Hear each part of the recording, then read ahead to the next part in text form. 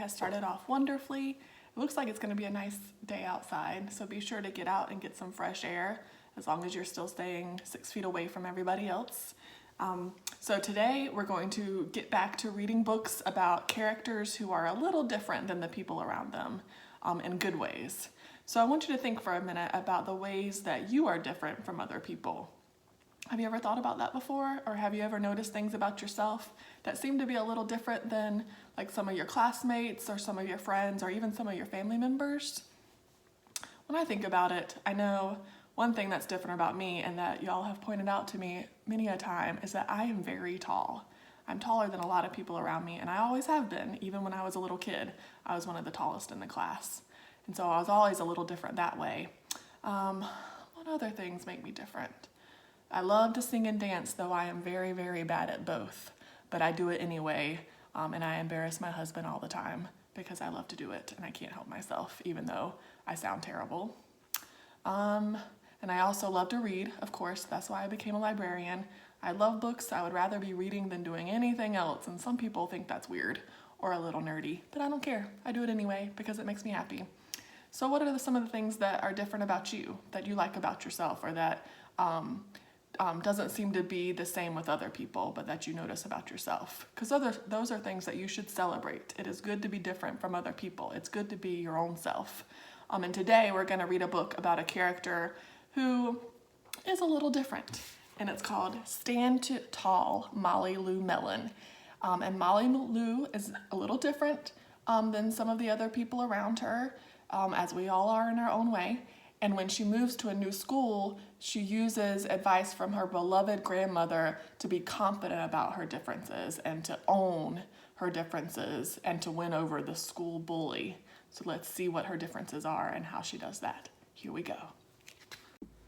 Stand Tall, Molly Lou Melon, written by Patty Lovell and illustrated by David Ketrow.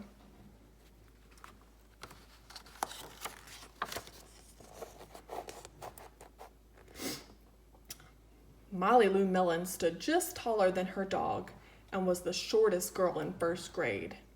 She didn't mind. Her grandma had told her, "Walk as proudly as you can, and the world will look up to you." So she did.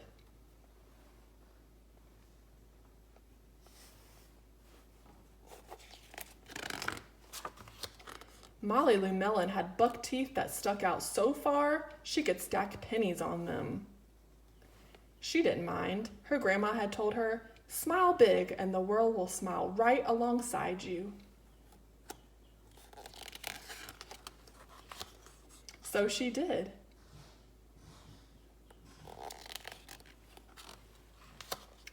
Molly Lou Melon had a voice that sounded like a bullfrog being squeezed by a boa constrictor. She didn't mind. Her grandma had told her, "Sing out clear and strong, and the world will cry tears of joy." So she did.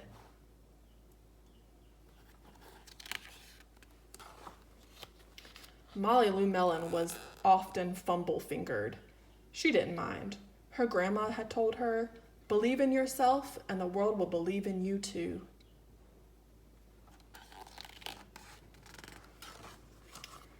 So she did. So we see that Molly Lou is different in a lot of special ways, right? The first way she's different, do you remember? She's really, really short. Do you remember seeing her picture? See how small she is compared to all the things around her? But her grandmother says to stand up tall and walk proudly, and others will look up, and the world will look up at you. And that's what she does. And you'll see, like, her friends and both her human friends and her animal friends all look up to her. So she walks proudly even though she's short. She also, something different about her is that she has kind of big buck teeth. But instead of being ashamed of it or worrying about her teeth all the time, she smiles and the world smiles with her, just like her granny said. See, it's a beautiful smile, I think. And she also has a voice like a bullfrog. And I love the frog's reaction to her voice. I think that's really funny. But she owns it, and she sings out clear and strong. And all the animals are mesmerized by her voice. So she's not ashamed of it. She owns it, and she loves it, and she sings anyway. And finally, she's super clumsy. Some of us can relate to that. I know I can. See, she was carrying that big thing of dishes, and they all fell. But her grandma says to believe in herself, and the world will too. And that's what she does. She believes in herself.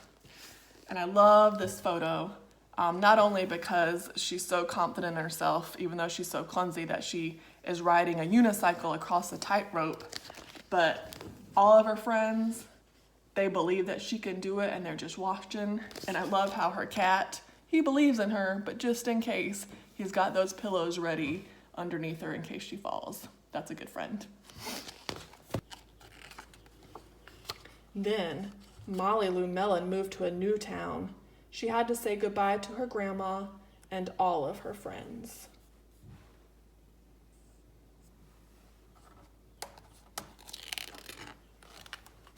And start in a new school.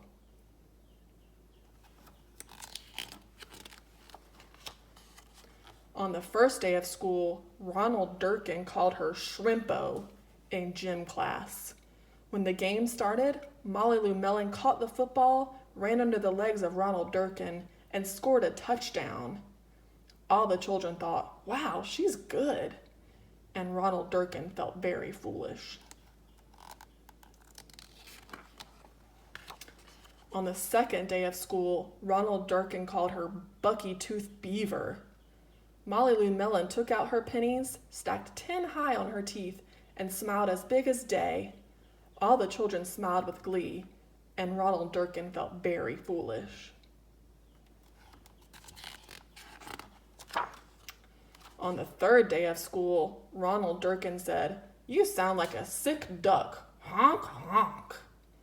Molly Lou Melon sang out a quack so clear and strong that it made Ronald Durkin somersault backwards, hit his head, and have to go to the nurse. All the children cried with joy to be free of Ronald Durkin for the rest of the afternoon, and Ronald Durkin felt very foolish. On the fourth day of school, Ronald Durkin said that he'd made the snowflake all wrong, but Molly Lou Melon opened up her paper and revealed the most beautiful snowflake of all. All the children oohed and ahed, even Ronald.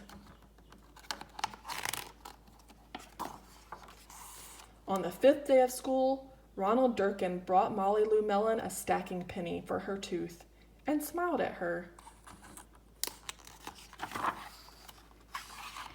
That night, Molly Lou Melon took out a pencil and paper and wrote a letter to her grandma. "Dear Grandma, I wanted to tell you that everything you told me was exactly right. Love, Molly Lou Melon." So, Molly Lou had to move to a new school, and she left all of her friends behind. And she encounters a bully at the new school. Do you remember his name? Ronald Durkin. And he makes fun of all of her quirks. Like, he makes fun of the fact that she's so small, and he makes fun of her buck teeth, and he makes fun of her voice.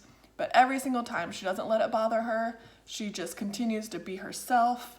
And you see how her classmates, as she's being herself, her classmates fall in love with her. They think she's awesome. Like, from the very beginning, it's only Ronald Durkin who's not very nice to her.